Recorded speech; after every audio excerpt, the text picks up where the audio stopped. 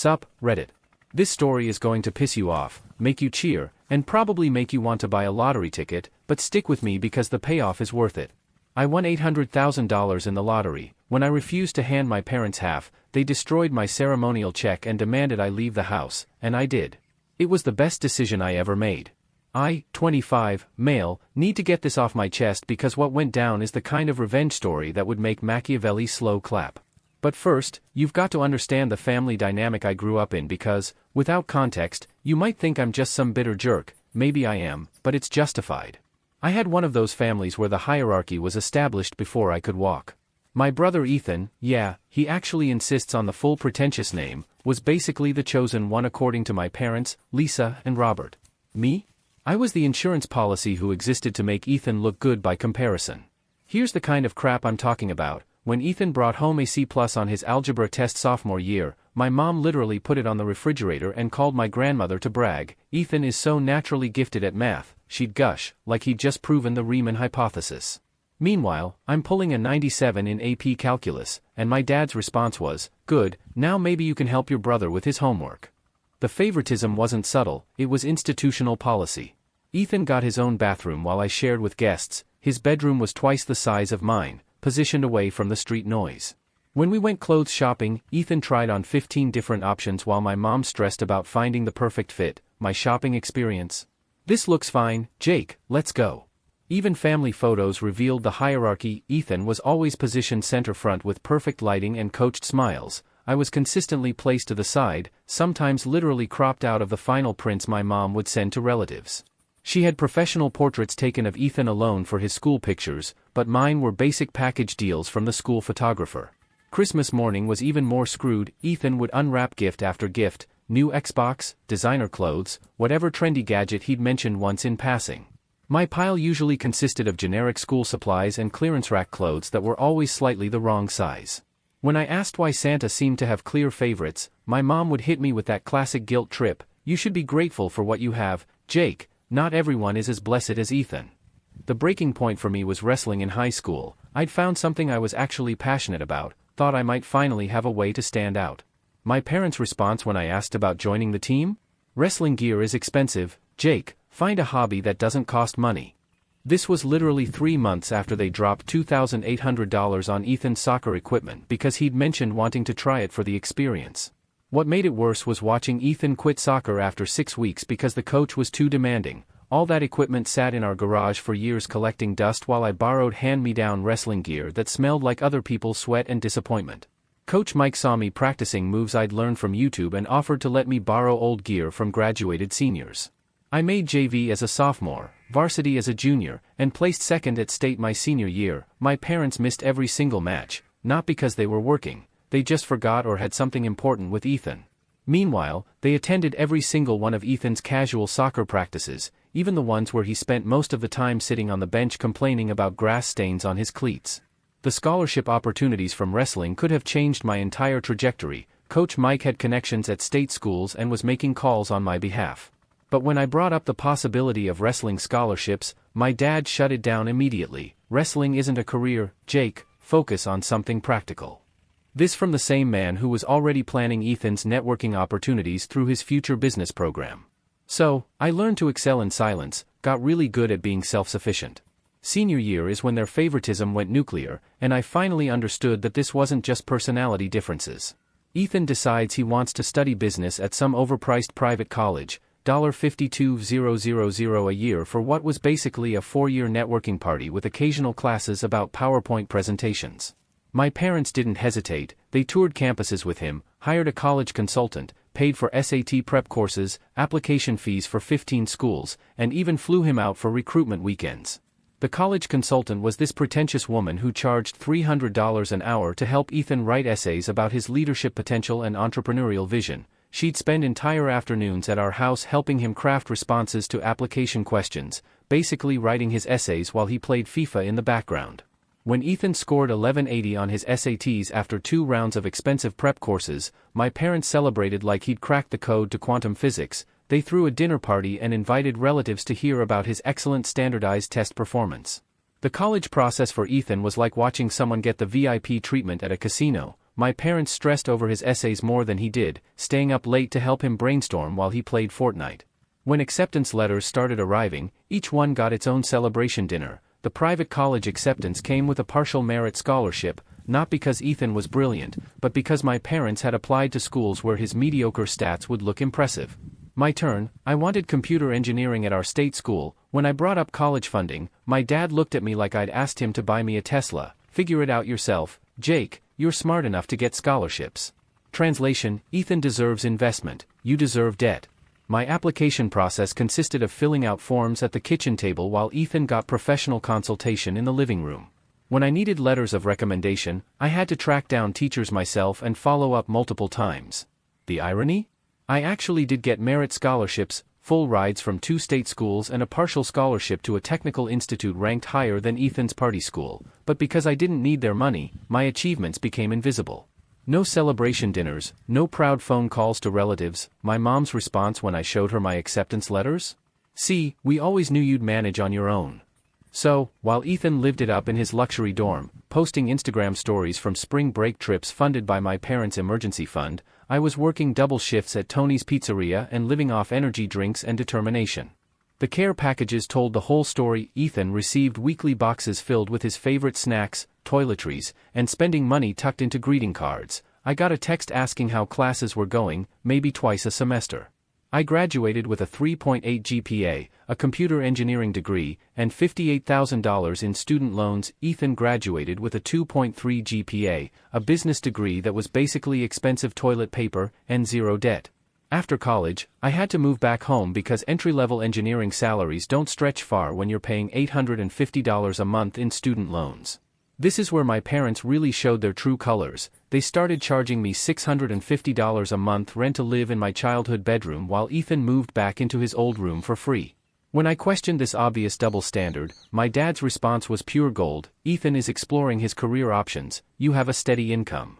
Ethan's career exploration lasted 14 months and consisted mainly of sleeping until 3 p.m. and playing FIFA with his equally directionless college buddies. But apparently, that warranted free room and board while I was paying market rate to sleep in a twin bed surrounded by Pokemon posters from 3rd grade. The passive-aggressive crap was constant. My mom would do Ethan's laundry and cook his favorite meals, then ask me why I couldn't contribute more to the household when I was working 55-hour weeks and paying them rent. She'd clean his room while complaining about me leaving a coffee mug in the sink. Living there became psychological warfare. Ethan would blast music until 2 a.m., knowing I had to be up at 6 o'clock for work. When I complained, my parents said I needed to be more understanding of his creative process. He was apparently writing a business plan during those late-night gaming sessions. The Wi-Fi situation was another masterpiece of favoritism. Ethan got the password to the premium network while I was stuck on the basic connection that throttled after 10 gigabytes. When I asked for the main password, my dad said the house internet was already budgeted for current users. I was paying rent and couldn't get decent internet access. 6 months into this arrangement, Ethan announced his revolutionary business idea, an urban streetwear boutique called Street Elite. The pitch was pure delusion. He was going to democratize high-end fashion by making it accessible to style-conscious consumers. Translation: buy cheap clothes from Alibaba and mark up 400%. His business plan was literally sell cool clothes to young people with zero market research, no competitor analysis, and no understanding of inventory management. When my dad asked about target demographics, Ethan said, "Anyone who wants to look fresh," with complete sincerity. The plan was handwritten on notebook paper with bullet points like "get influencers" and "viral marketing." No financial projections, no competitor analysis, no understanding of retail basics.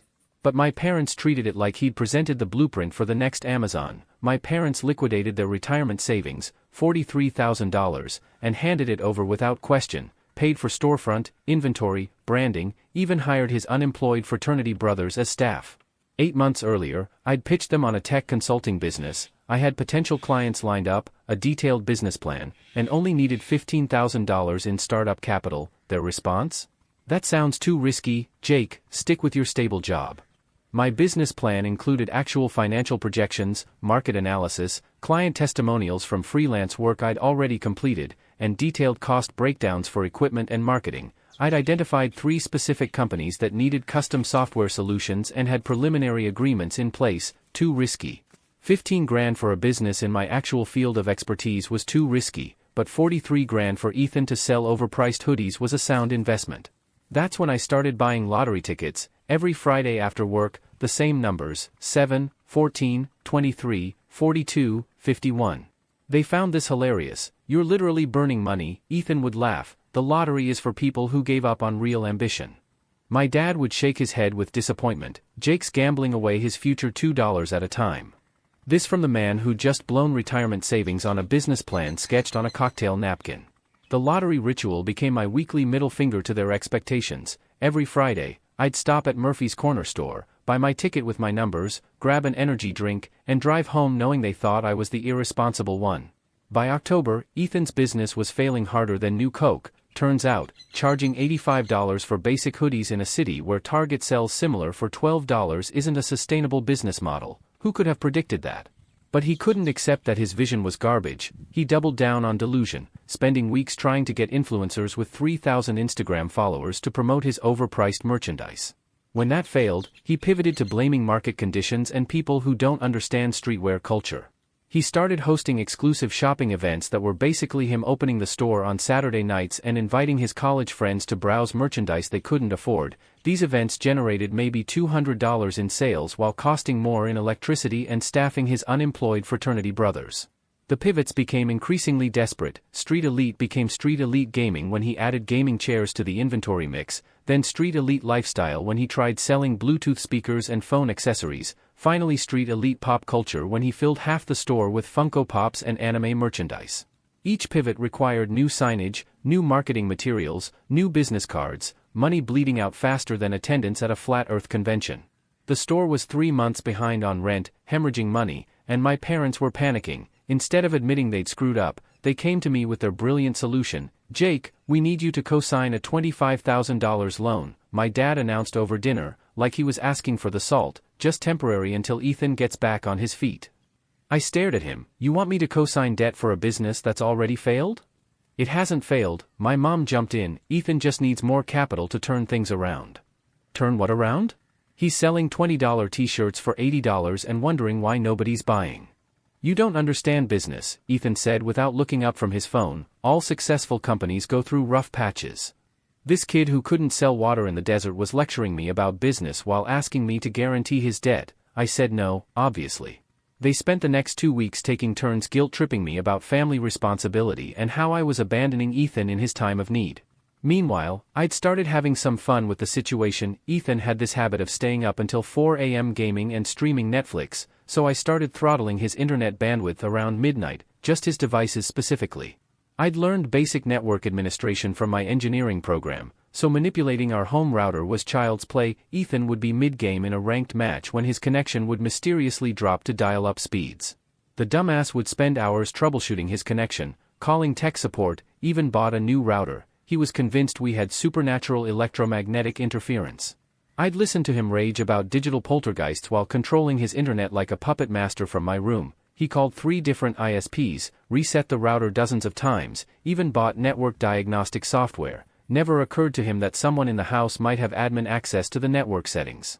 Then came Friday, October 13th. I stopped at Murphy's after work, grabbed my usual energy drink and lottery ticket, got home to find my parents in crisis mode, discussing bankruptcy options while Ethan sulked in the corner like a kicked puppy. I went to my room, cracked a beer, and tried to ignore their drama. The lottery drawing came on around 11 p.m. Tonight's winning numbers are 7, 14, 23, 42, 51. I was thunderstruck. I looked at my ticket, every single number matched. Jackpot was $800,000 after taxes. I sat there for 10 minutes just staring at the ticket, checking and rechecking. This wasn't some massive Powerball jackpot, but it was enough to completely change my life, enough to build something real. My first thought wasn't celebration because I knew the second they found out, they'd have their hands out expecting their fair share of my luck.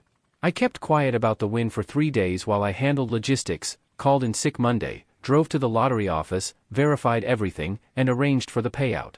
Standard protocol included the ceremonial check photo op, so I played along. I spent those 3 days researching tax implications, investment strategies, business opportunities.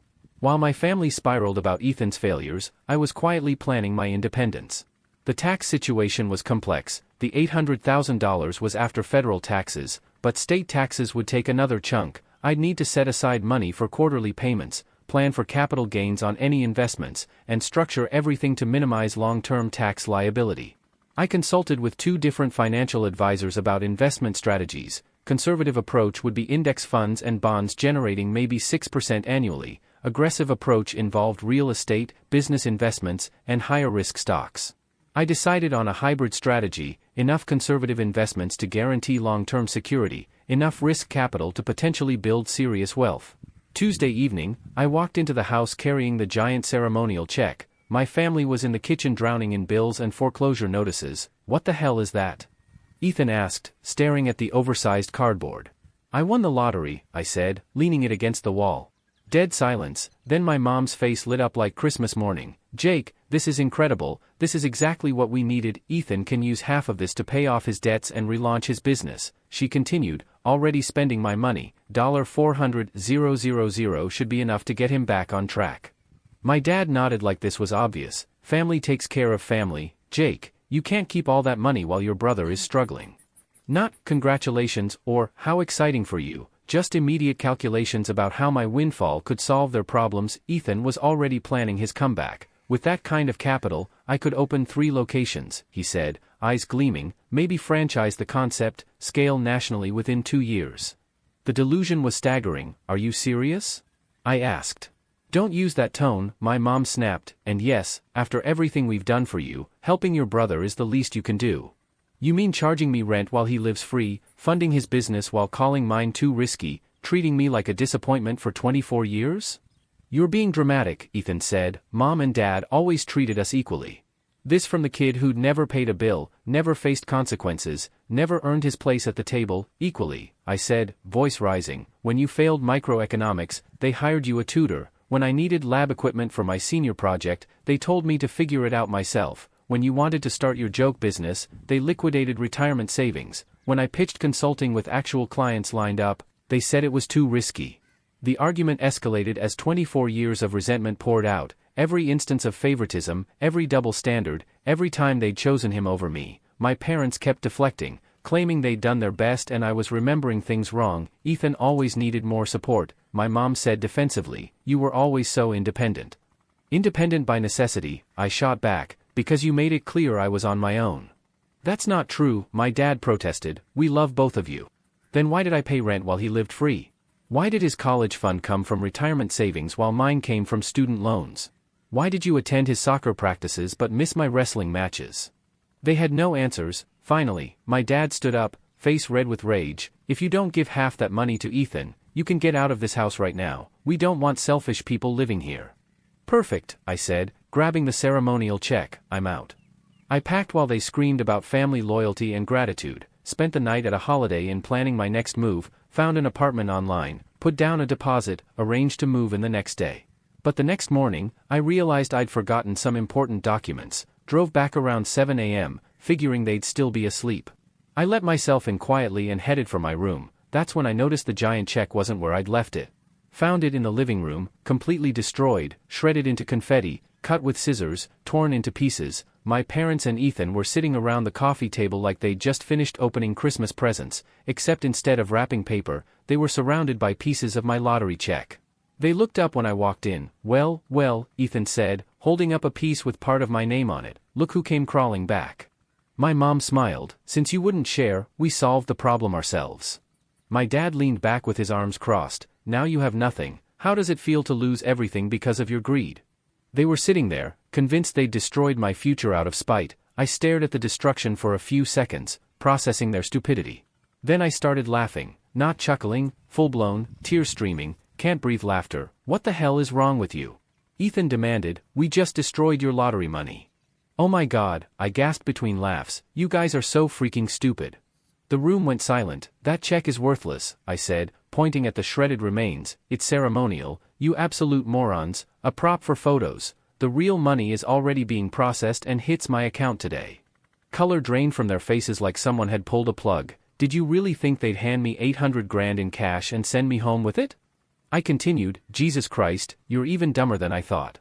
My mom tried to backtrack. "Jake, wait, we didn't understand. You understood perfectly, I cut her off. You tried to destroy my life out of spite because I wouldn't fund Ethan's next failure. You showed me exactly who you are. I grabbed my documents and headed for the door. Jake, please, my mom called, we can work this out. You worked it out perfectly, I called back, thanks for making this decision easy. That was the last conversation I had with any of them. The money hit my account that afternoon, and the first person I called was my best friend, Matt. We'd been tight since college.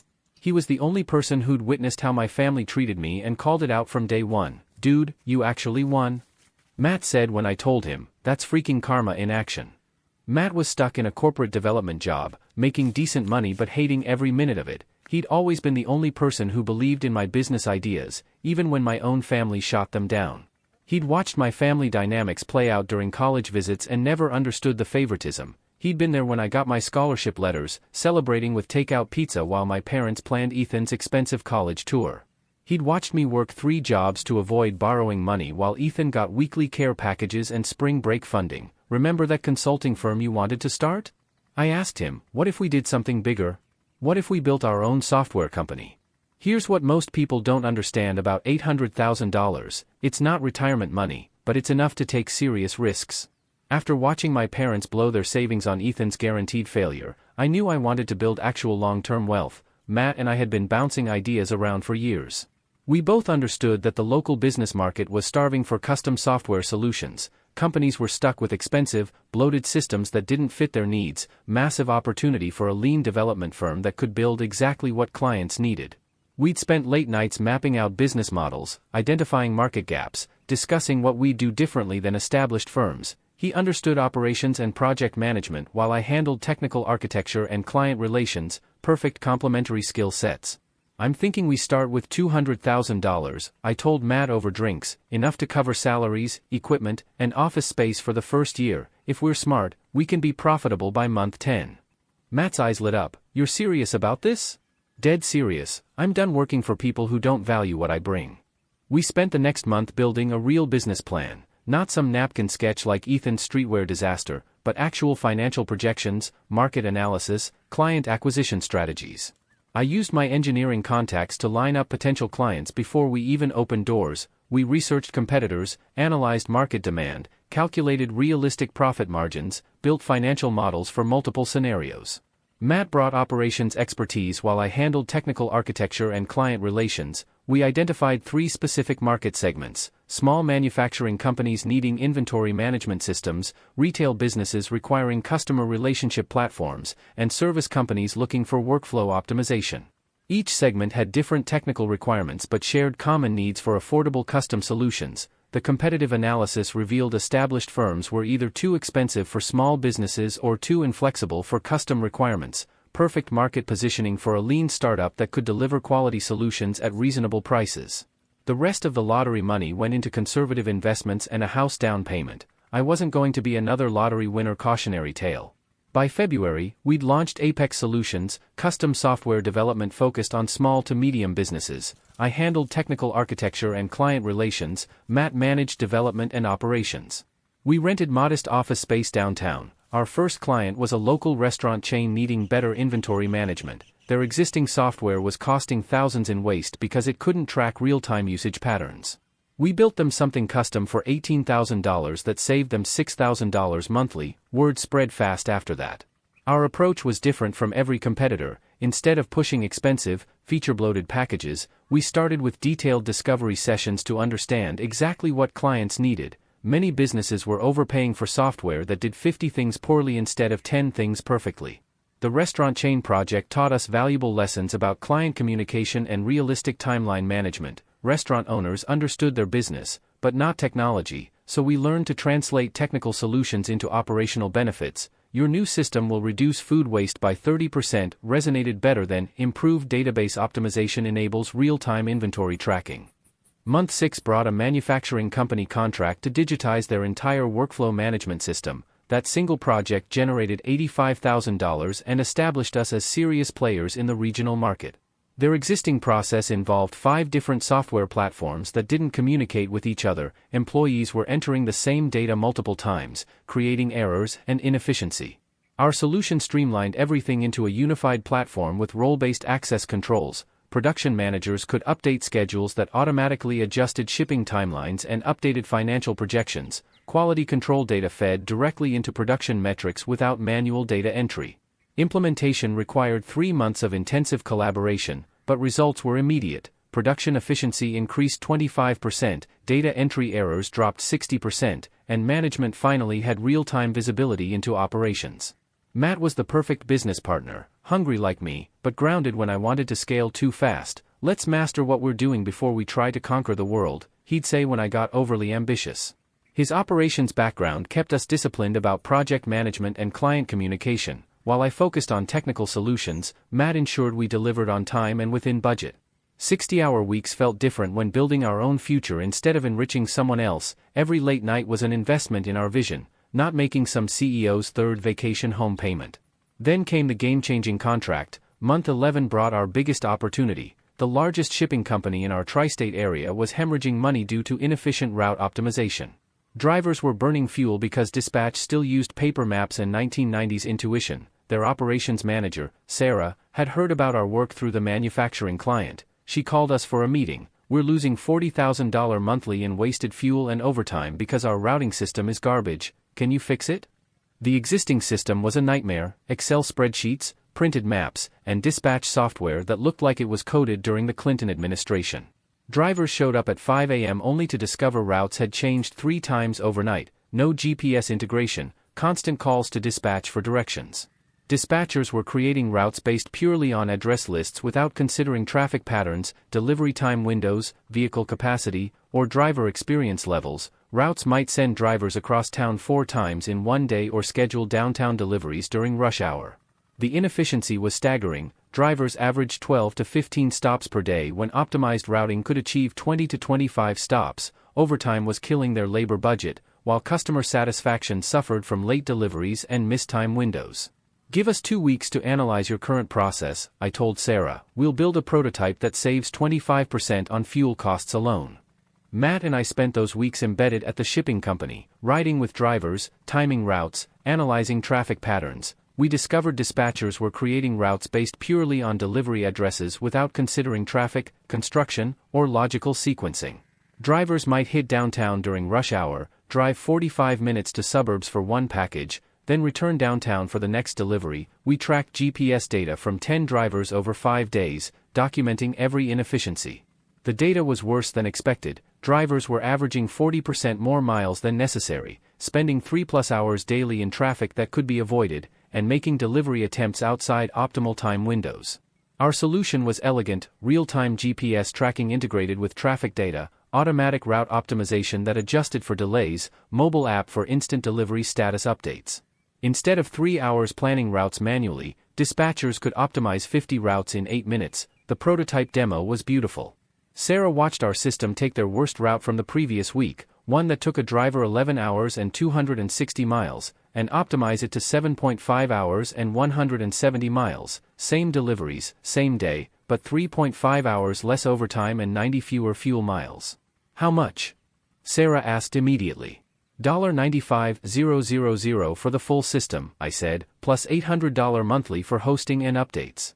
She didn't negotiate. "When can you start?" That contract changed everything, not just the money, though $95,000 was more than our first 8 months combined, but the credibility. This shipping company was a regional household name.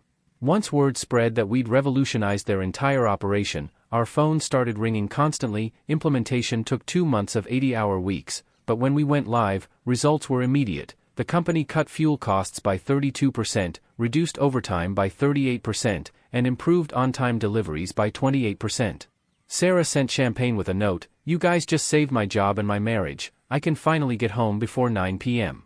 End of year 1, $285,000 revenue, solidly profitable, 2 junior developers hired, bigger office space, business growing organically through referrals, which meant clients actually valued our work. 18 months later, Apex Solutions was exactly what I'd envisioned. We were generating $950,000 annually, had 8 employees, and a client waiting list 2 months long. Matt and I were each earning more than we'd ever imagined with equity in something we'd built from scratch. We'd expanded into mobile app development and were working with companies across 4 states. The local tech scene had noticed. featured in business journals, won industry awards, invited to speak at conferences about entrepreneurship and innovation. Meanwhile, my family's situation had gone to complete hell. Ethan's store had closed permanently about 8 months after my lottery win. He'd burned through every cent of my parents' savings and was now working at GameStop in the same mall where his revolutionary streetwear boutique used to be. My parents had been forced to take a second mortgage just to avoid foreclosure. His GameStop job was particularly beautiful because he'd spent his entire life looking down on retail workers and talking about his business degree like it made him superior. Now he was asking teenagers if they wanted to pre-order the latest Call of Duty. About 6 weeks before they showed up at my office, I got a call from my mom. I'd blocked their numbers, but she called from someone else's phone. Jake, her voice was shaky, desperate. Please don't hang up. We lost the house. Foreclosure went through last week. We're staying in Ethan's friend's apartment, all 3 of us in one room. Your father had a heart attack from stress. He's okay, but medical bills. Classic sob story to trigger every guilt mechanism they'd installed over 24 years. We know we messed up, she continued. We know we weren't fair to you, but we're family. Jake, doesn't that mean anything? For about 10 seconds, I felt it, that old programming kicking in. But then I remembered sitting in my childhood bedroom paying rent while Ethan lived free. I remembered their faces when they destroyed what they thought was my lottery ticket. You made your choice 2 years ago, I said calmly. Now you want me to save you from the consequences of your own decisions. But we're your parents. No, I cut her off. Parents support their children, parents celebrate their successes. You're just people who happen to share DNA with me. I hung up and blocked that number, too, thought they got the message, but nope. Then, on a Tuesday evening while I was reviewing quarterly projections, my assistant buzzed me. There's a family here to see you, she said. No appointment, but they claim to be your parents and brother. I looked through my office glass and saw them in our lobby. My parents looked older, worn down. Ethan looked like he'd aged 5 years in too. They were staring around our space with this mix of awe and resentment. Send them in, I told my assistant. They entered my office like defendants approaching the bench, nervous and uncertain. For the first time in my life, I'd seen my parents look intimidated by me. Jake, my mom started, voice shaky, your office is impressive. I leaned back in my chair and said nothing. Let them squirm. We've been hearing about you, my dad said, gesturing around. We're proud of what you've accomplished. Are you? I asked. We need help, Jake. The house is gone, Ethan can't find steady work. We made mistakes, but we're family. Family? I said, savoring the word. The same family that charged me rent while Ethan lived free, the same family that tried to destroy my future when I wouldn't give you half my winnings? We were wrong, my dad said quickly. We see that now. You've built something incredible. Maybe we could work together. Ethan could help with sales. I held up a hand. Let me get this straight. You literally tried to sabotage me when I finally caught a break. Now that your golden child has failed and I've succeeded beyond your expectations, you're coming back for handouts. It's not like that, my mom objected. It's exactly like that, I said, standing up. Here's what's going to happen. You're going to leave my office and never contact me again. If you show up here or at my house, I'll call the cops. As they reached the threshold, Ethan turned back. You've really changed, Jake. I smiled. Yeah, I have. I stopped accepting scraps and started demanding the whole meal. Best decision I ever made. The perfect ending. The next morning, I drove to the BMW dealership and bought myself a brand new M5, Alpine White, every performance package, the works, completely impractical and cost more than my parents' foreclosed house was worth, but it was mine. That afternoon, I had to meet a potential client at the coffee shop near the mall food court. As I was pulling into a parking space, I noticed someone in a GameStop uniform emptying trash cans. It was Ethan.